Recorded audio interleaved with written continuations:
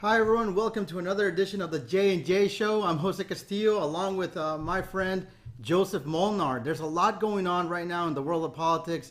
As you know, there's been several major Supreme Court decisions this week that we want to talk to you about. We don't know which one to start with because they're all really major decisions, and some of them are even overshadowing the other ones, right? Isn't that right, Joseph? Yeah, absolutely. There's some major decisions that have come down from the Supreme Court recently, and I'm really excited to dive into these. So here you go. Let's start with the first one right here. The first one that came, and this happened a few days ago, 2 days ago, right? If I'm not mistaken, is the affirmative action Yes. ruling, and basically this is specifically in relation to college admissions. I believe it was Harvard and North Carolina, right, that were involved in this lawsuit. And the Supreme Court ruled that affirmative action is just not constitutional. Yeah, and they absolutely made the right decision and the right call on this, and I think that it should apply to hiring policies as well. I don't know if you've ever seen the somewhat famous clip of John Stossel. He did the affirmative action bake sale in the mall. This was years and years ago. I can't remember the exact date, but I think it was before 2010. Probably somewhere between like 2004 to 2008, I believe. But he went into the mall and he did this affirmative action bake sale, and the cupcakes were $1.50 for Asians, $1 for white people, and 50 cents for Black and Hispanic people. And people were coming up and all of them were saying, why is it more expensive for the Asians and the white people? And he was, pointing out the hypocrisy of affirmative action policies, at these universities. So I 100% agree with this decision from the Supreme Court. Yes, and Joseph, you mentioned that you wish this would apply to everything, right? Maybe the labor force, Mm, all aspects of society. And the mm, reality is, I was reading an article. It was in the New York Times. I can't put it up right now because it's got a paywall. But they were saying that it may upend some hiring policies.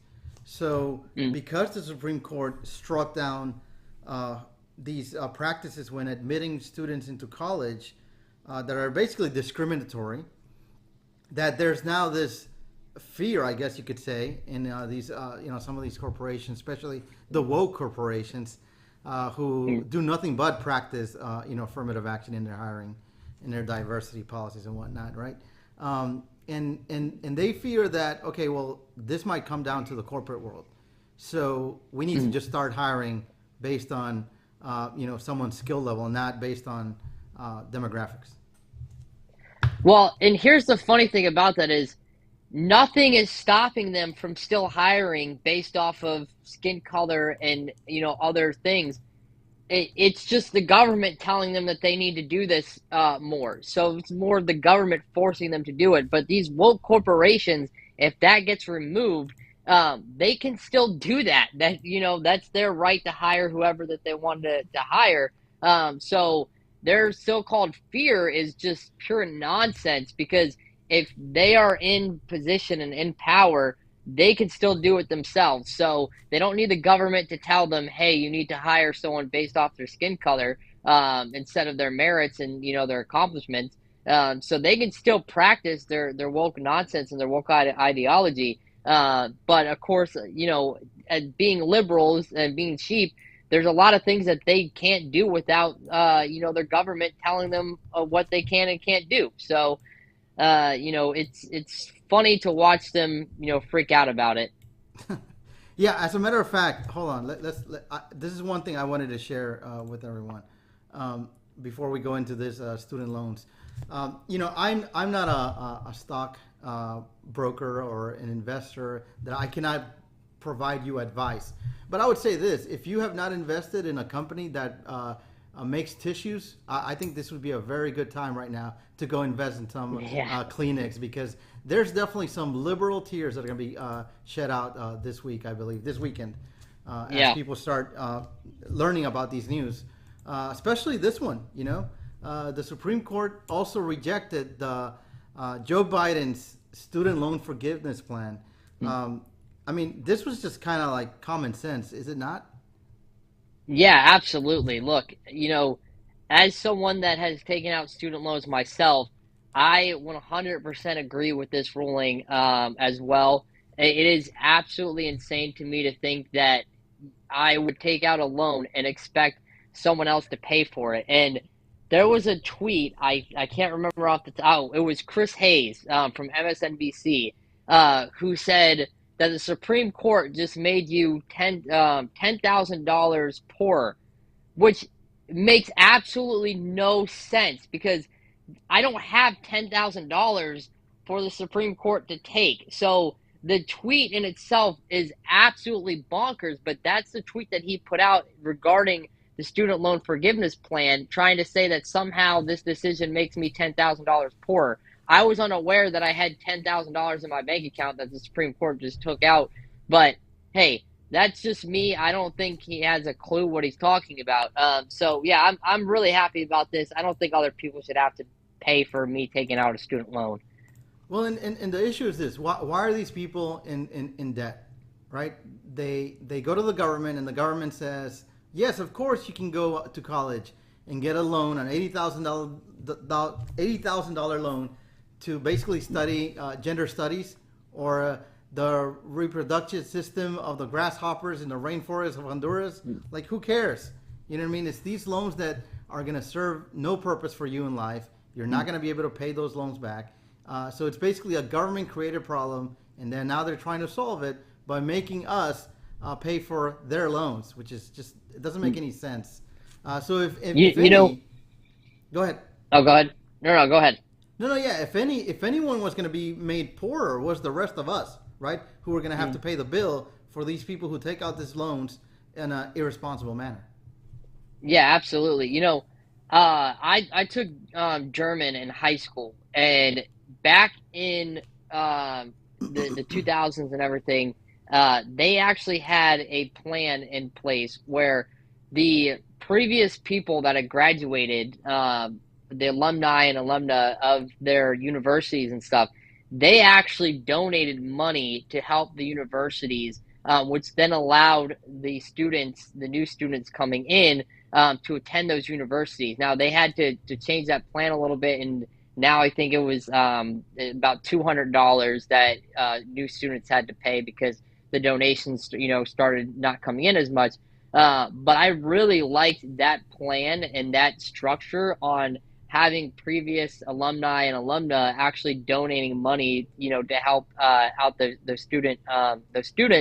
And then, of course, if in the United States that plan might not work fully, but you could probably get a good amount of money to help out these students and then have the students pay the rest of their way throughout college instead of taking out these massive loans from the government. Yeah, and Joseph, just for our viewers out there, I want to just give them a little history of these student loan programs.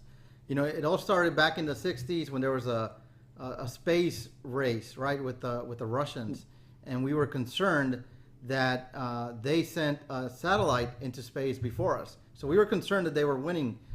They were more technological advanced than us. So what do politicians do? They scare the American people into thinking that now we need the government to come and save us and issue student loans. And back in the day, they were issuing these loans for things such as like mathematics, engineering, sciences. And back then, if you had an engineering degree, you were going to come out and you were going to be able to pay that no problem, right? But when you go there now, you could be an undecided major for 3 years with and have all these loans, and guess what? We'll still give you the loan. The government will still give you that blank check and just let you go to the university of your choice with the best gyms, right? The best campus facilities, and that's why they give you that, so you can pay for that. So we have to look at not just the politicians, but some of these universities. Yeah, absolutely. I mean, a lot of these universities are so outrageously expensive, that I don't know how anyone outside of the people at the very top can afford it without government help. So that is something, that the government should probably take a look at and say, hey, why are you guys charging so much to go to these schools when, years ago, decades ago, it was not costing this much. But now that we're giving out student loans, you're jacking up all the prices. So, and I think that's a cause and effect, right? If the government's going to go ahead and give money to these students anyway for them to pay for it, why not jack up the prices if you know that you're going to get paid either way? So, Yeah, I mean, the universities know that you basically have a blank check as a student, right? A blank check that the government will make sure it won't, it'll be good, right? So they can charge you whatever they want. So they are also to blame. But hey, one of the things that I liked about this decision from the Supreme Court is that they quoted Pelosi. They used her own words against her, where she said that the president did not have the authority to cancel debt, that the president could delay it, but could not cancel it. Only Congress could do it. Of course, later on, then she changed her opinion, right? And now right. she's out there criticizing this decision by the court. Well, that's what liberals do when they're in power. They come up with whatever they need to come up with to be in power. And then when things go the opposite way, they completely flip because they know that they need to win elections. Look, Joe Biden ran on getting student loan debt, canceled or reduced because his plan, I think, only pays for $10,000 of a certain amount of people. So he ran on that whole idea that he could get that done, which drove out a lot of these younger voters, a lot of these college students to turn out and vote for him. And now they basically have to go back to the voters and say, hey, guess what? We lied to you for your vote. So they're not going to admit that they lied. So what do? They have to put a spin on it. So that's what they're going to do. They're going to go out. They're going to try to spin this. I've seen, a bunch of people come out now and say, one, that they need to end lifetime appointments to the Supreme Court. Two, that they need to pack the Supreme Court. So whenever the Democrats lose a fair fight, they want the rules changed to benefit them. And, that's what the Democrats do. Well, and it's interesting because, yes, I think Nancy Pelosi was out there calling for term limits for the Supreme Court, but she did not call for term limits for Congress. So isn't that hypocrisy at its best? Yeah, and I guarantee you, if Ruth Bader Ginsburg was still around, she would not be calling for term limits either. Or if the Supreme Court was packed in their favor, she would not be calling for term limits. So it's pure hypocrisy. Yeah, absolutely not. Now there's another decision from the court that, and you were saying, Joseph, that this one is a little. People have not been paying as much attention to it because of the other decisions are also as very, creating a lot of noise out there, correct? Mm-hmm. Yeah, absolutely. This is one that, I have not seen much on Twitter or Facebook about it. So I think the other two rulings, especially for Democrats really have been out there talking a whole lot about the affirmative action and the student loan forgiveness ones. But this one has sort of gotten brushed under the rug a little bit. Yeah, so as you can see, the Supreme Court ruled for a designer who, who has religious convictions and who opposed making a wedding website for a gay couple, right? So she has her religious objections. Now, this person lives in the state of Colorado. So in Colorado, they have laws that they're trying to force you to, basically serve anyone, such as a gay couple, even if it goes against your religious convictions. So that was in Colorado. So she sued, and she won. Right? The Supreme Court says absolutely not. This is basically her work is basically an expression, a form of an expression. It could be art, and it is protected under the First Amendment, freedom of speech. So they cannot force her, compel her to create a website. Now, I mean, this is just me. I'm not gay, but if I was gay and there was someone telling me I would rather not do a website for you. Why would I want to? Why would I want them doing a website for me? I can't imagine. Right. This goes back to that cake. You remember the cake? I was gonna mention that because I'm pretty sure that that whole cake situation was in Colorado as well, if I'm not Yeah, mistaken. yeah, it was. It was. Uh, yeah, so yeah, absolutely. I mean, I don't understand why you would want, if someone says, "Hey, you're not welcome here," if I were to show up and or go to a party and someone says, "Hey, you're not welcome here," why would I want to stay there? So it's the same thing here. Why would I want someone to make, especially look, weddings are supposed to be a celebratory day. It's supposed to be about happiness, marrying the person you love and everything. I don't understand the thought process of wanting to put the work of someone that does not agree with your wedding, and now you have to reflect on that because the website that is made by someone that doesn't agree with your lifestyle. That to me makes no sense. Why would you want to celebrate that? So yeah, I mean, and this is the thing too. If this person worked at a company, I think it would be a different story. But if as far as I know, this is like almost like a freelance person, or they own their own design. So in that aspect, that is a completely different situation than if someone were to work at a company. Because at a company as well, if you work at a large enough company, they say, "Oh, you have to make this website, for this gay couple." You say, "Hey, I'm not comfortable with that. Is there someone else in this company that can do it?" That's a whole different scenario than someone doing freelance work, or owning their own, small business, and they're making these websites on their own. And you come to them and you say, "Hey, you have to make this website for me," and they say, "No, I'm not comfortable doing this." So, it's another decision that I think is correct. Yeah, and I'm also curious. Is it always Christians that are put on the spot, right? Do they go to a Muslim bakery? Do they go to a Muslim website company? And so I wonder. Well, did you see the recent situation in Michigan with the town council or the township that voted? It was all Muslim city and town council, and they voted to ban any sort of pride flags or anything like that in that town council.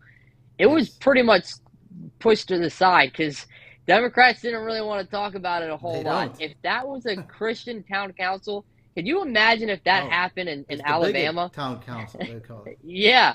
Yeah, if that happened in a small town in Alabama, they would be rioting over that. So, but because it's all Muslim, they want to just ignore it. There's a little story about it, but after that, hey, we don't want to talk about this. Yeah. So, So, and I wonder, for example, like I don't believe in that you can be trans. I think that's a farce. I think it's a mental illness, right? I don't believe that a man can be a woman. So if I wanted a website and I found a website designer who happens to be LGBTQ, and I asked them, "Hey, I want you to help me make this website," and I would think that they would want to reviews, right? That mm, they would want to say, "Hey, that goes against my beliefs," and it's not even mm, religious beliefs, just their personal beliefs, and they, but basically what they're fighting for is they're fighting for me to be able to force myself upon them, right? Which is right. crazy. So thank God that the Supreme Court, upruled, and upheld our Constitution in this case. Yeah, absolutely. Yep. And like there's something that I wanted to show you. I didn't mention this to you before, but it's kind of related to kind of like the student loan issue. And Mm, it's this tweet that I saw from one of the representatives in Congress, Thomas Massey from Kentucky. I'm going to bring it up to the screen just so you can tell me your thoughts, because this is kind of similar. I'll just read it to you. This is Thomas Massey. He's one of the representatives from Kentucky, and he said, this is about 2 days ago. Today, Biden announced a $42 billion to get 8.5 million families broadband by 2030. He says, "Come on, man," just like Joe Biden. That's $4,941 per family to be taken from those families and other families in taxes. Elon Musk, and he actually tags him here, Starlink can do it for $5.99 per family, and you don't have to wait 7 years. Mhm. Isn't this, the government? It's just, what are they trying to do? Why are they trying to waste our money? Why are they trying to make Americans pay for someone else? And is this because they need 10% for the big guy? Yeah, so this is one of those sort of weird issues. So Tim Scott, he's running for president. This is actually something that he's also been at the forefront of, trying to expand access to the internet, for different communities. So it's again one of those ones where I don't understand how you take money from people to put into spending, for the internet. Now, if you want to go and say, hey, to these different towns and stuff, these people in these different towns, and have them go to their local government and push it and say, hey, we really need better access to the internet out here. That's a whole different story than saying, hey, the federal government's going to come in and spend all this money to get more people access to the internet. But what I'm thinking, this is something that I learned in college. Thanks for the student loans.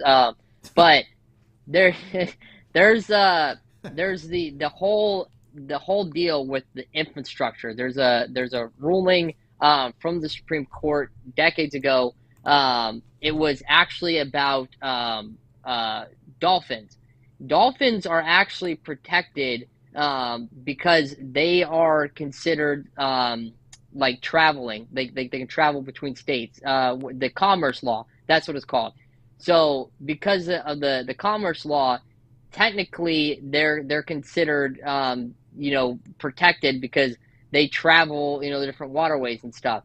My theory is that the government, the federal government, Joe Biden and Democrats are going to look to use the Commerce Clause and use that and say that, hey, this is necessary and this is technically infrastructure because we're going to go out and actually build these different, towers and stuff for Wi-Fi and the internet. So that is how I think that they're going to try to get around it if that, eventually goes to the Supreme Court. I don't think something like this would reach the Supreme Court because it's such a like a nuanced sort of thing.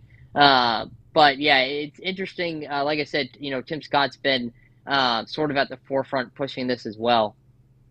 Yeah, but Joseph, look, there's people probably who are watching this post who are using Starlink right now for internet, right?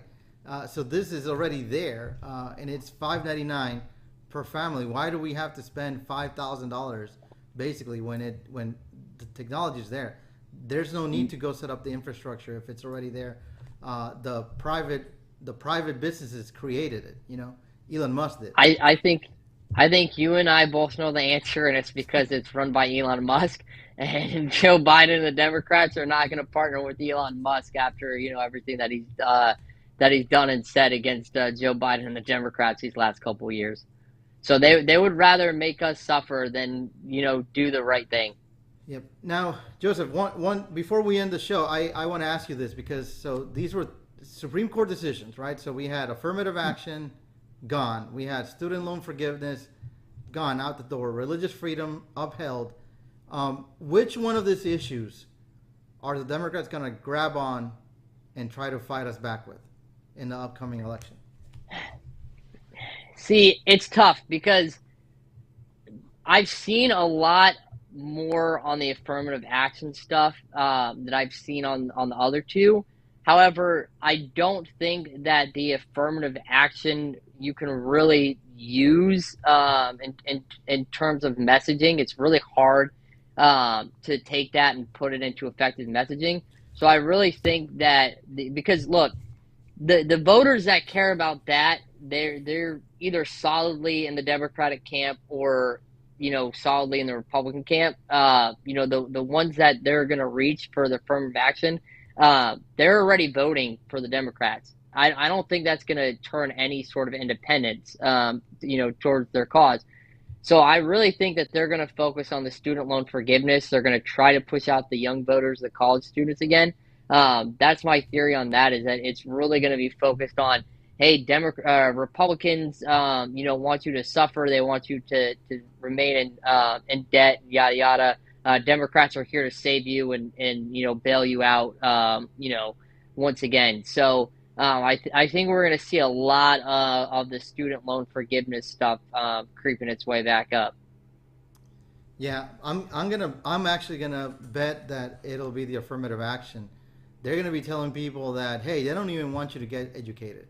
They don't want you in college, and I think that's what they're gonna use. And they're gonna tell people not only that, they're gonna say, hey, this will grow, this will expand into the labor force if you don't do something about it. If we don't take back, Congress and the Senate, and well, they have the Senate, and keep the presidency, so they can install someone in the Supreme Court. That is just my guess. But anything else you want to add for today? I'll just say, just real quickly on the Supreme Court. I've given President Trump, a lot of crap over the last couple months or so, on different things. But I will say that I am glad that he was in office to appoint these Supreme Court justices that have delivered these rulings over the last month or so.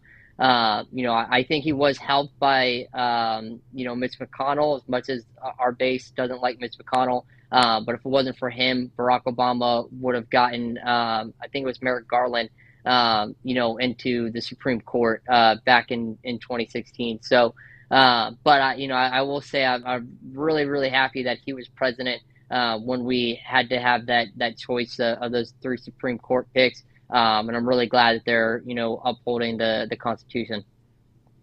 That's right. You're right. And not only these decisions, but think about Roe versus Wade, right? Another major one that you're right. If it wasn't for those conservative judges or constitutional judges, we wouldn't have that. So, anyways, Yeah. folks, thank you for watching this show. Please make sure go ahead and comment, and if you want to be part of the show, let us know. We'll be glad to bring you on. I think very, very likely tomorrow there's a gun show here in Central Florida in Kissimmee. I will be going there, and I'll be trying to do a live show as well from there. And we might have Joseph. You won't be there in person, but I think we're going to connect and have the show tomorrow. So Yeah, thank you that'd be everyone for listening. fantastic. Thank you. Have a good night. God bless. Good night. God bless you guys.